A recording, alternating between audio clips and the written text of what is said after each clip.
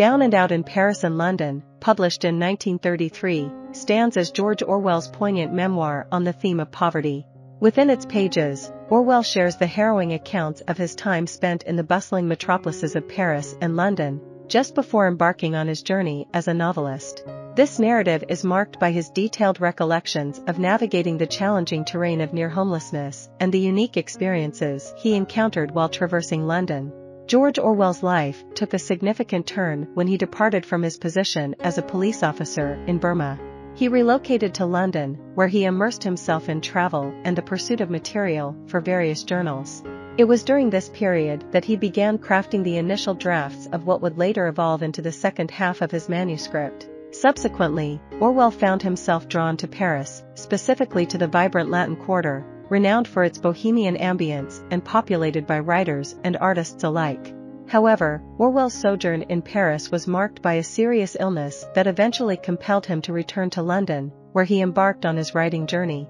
The first half of Down and Out immerses readers in Orwell's experiences in Paris. He vividly portrays the vibrant atmosphere of the city during that era, replete with an eclectic cast of characters, a thriving art scene, and a diverse immigrant population. Orwell's descent into poverty is depicted with a touch of tragic comedy.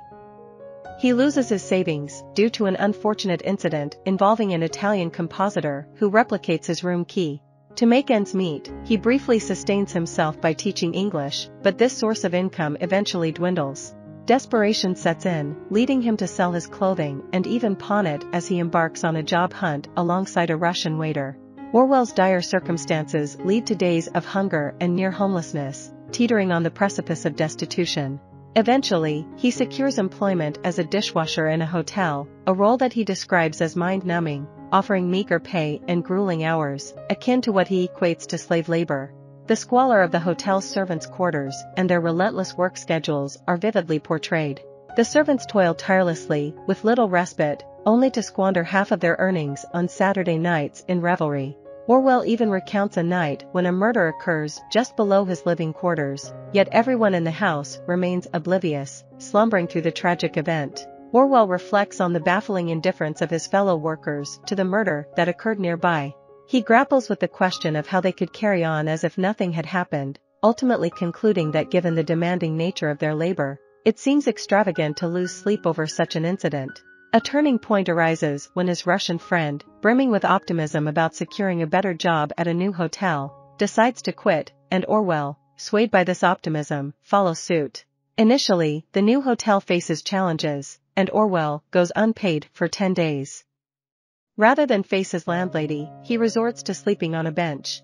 However, the hotel eventually prospers, and he finally receives his wages, although his already long hours as a dishwasher become even more grueling. Throughout his journey, Orwell encounters an array of minor characters as he navigates the city while working and seeking employment.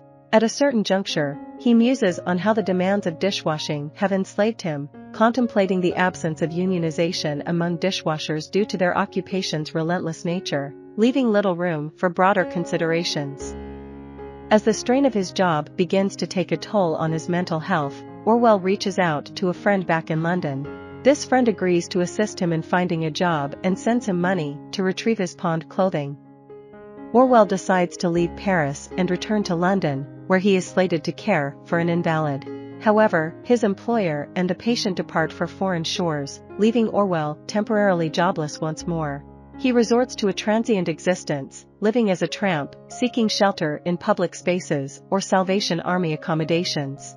The stringent vagrancy rules of the time necessitate that he keep moving, and a significant portion of the latter half of the memoir revolves around his nomadic life, shedding light on his interactions with charitable organizations and his evolving understanding of the tramp's way of life. He also delves into his own and others' perspectives on the Christian charity extended to them, acknowledging that while they perhaps should have been more grateful, they were not. Each of these individuals experienced a sense of humiliation, albeit to varying degrees, as a result of their distinct life experiences and backgrounds. The latter sections of the book provide comprehensive insights into the types of accommodations and services available to local tramps. In the process, Orwell comes to a profound realization that his encounters with poverty represent only the periphery of destitution. This newfound understanding leads him to pledge that he will never again pass judgment on a man compelled to endure such circumstances. Critics have engaged in debates regarding the veracity of the memoir, presenting evidence to suggest that Orwell may have embellished certain aspects of his experiences for the sake of narrative. Orwell himself acknowledged that while he did not fabricate events, writers often reshape and emphasize stories as they select which events to recount.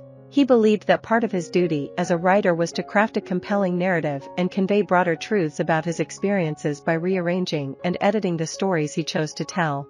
The book offers a captivating glimpse into the bohemian lifestyles of numerous artists residing in Europe, as well as the immigrant communities of the time. Although one hotel raised objections to his treatment of the service industry, many critics have concurred that his gentle critique served as a necessary and impartial exploration of an industry often concealed from its patrons. Down and Out in Paris and London stands as both a parody of his upper-class upbringing and an intriguing narrative of a bohemian journey. I hope you enjoyed this video. Leave a like if you did and be sure to subscribe. Thank you.